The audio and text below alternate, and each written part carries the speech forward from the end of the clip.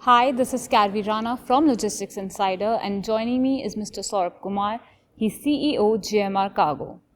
Welcome to the conference, sir. Sir, I would like to start by asking that the air cargo industry has set an aim to achieve 10 million metric tons of cargo by 2030. How far along do you think the industry has come, in achieving that goal? So, 10 million ton is a ambitious target for all of us. Where we are, I think we are just below the halfway mark. As a country, we are 4 million. But can we reach 10 million? I think the answer is yes, we can reach 10 million because we are still in the growing stage. Country has hardly a few hundred aircrafts running. And if you look at freighters, we don't even have, I should say, a dozen dedicated freighters operating within the country. A size of a country of 1.3 billion and a $1 trillion economy, I should say the exponential growth is yet to come. We are looking at dozens of more freighters coming into the Indian air cargo industry over the next 1 to 2 years. And then the growth would not be the normal GDP plus growth rate. We are looking at a very strong double-digit growth rate. The 4 million or 3.5 million, which is today, will reach 10 million by 2030 because that's where the industry is gearing itself. And there are all the fundamental economic, industrial, and the enabling policy framework in place to enable this growth to happen. Well, sir, what is making a buzz around the air cargo industry is digitalization. So, how is the industry embracing digitalization, especially when it comes to dealing with hazardous goods and temperature-sensitive products? So there are two parts to your question. When we talk about digitization, one of the major aspects involves not using paper. The other aspect of digitization involves having a greater use of technology to integrate the various players in the industry. By which a customer would get integrated with his freight forwarder or his trucker, who in turn would get integrated with the logistics service provider like a cargo terminal operator, and which would in turn get integrated with the airline and the destination ecosystem. I think these are the two major components of digitization, and the industry has been slow initially, but I think today we as an industry stakeholder pushing ourselves into this era, which when I say pushing ourselves, we are taking pledge, we are taking targets to make sure that we don't handle paper, we only handle goods. We don't want to be in the business of taking paper along with the goods. It's the intelligent use of technology and scanners and identifiers which will tell what this good is, to whom it belongs to.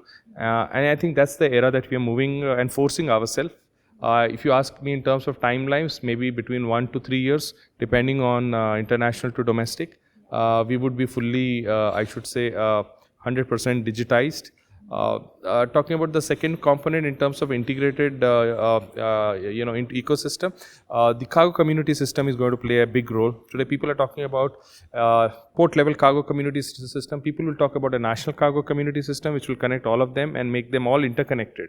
So, no emails, no papers, no postal, no couriers. I think messages will flow on its own, and I think that's the future. Kavi? Well, sir, lastly, we're here at the conference, which is a very unique conference and the first conference on shipping and logistics. So, how has the conference been so far? What does it hold for the industry? So, it's an ambitious conference. We broke many barriers. We broke the barriers of having an international shipping and logistics conference in Hyderabad, in Telangana. This is as good as happening for the first time. We broke the barrier of bringing air cargo, shipping, the entire trucking and the road, and most importantly, the container and the railways. Such a diverse and senior representation and a large representation is quite rare.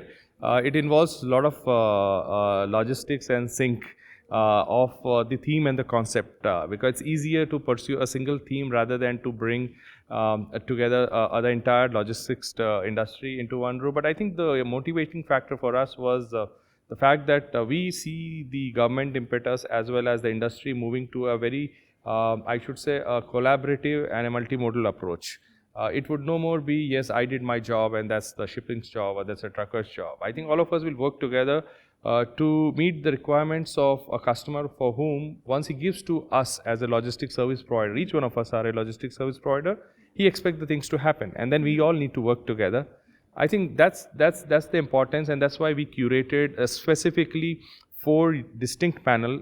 And if you see in each of these panel, we talk about the other panel. Today, the technology panel was speaking about actually the logistics, and the logistics panel, the shipping, and the shipping panel spoke a lot about technology. I think that's the uniqueness about this. And if you look at the speakers, they are pretty handpicked. They represent some of the cutting edge and senior representatives across all of them.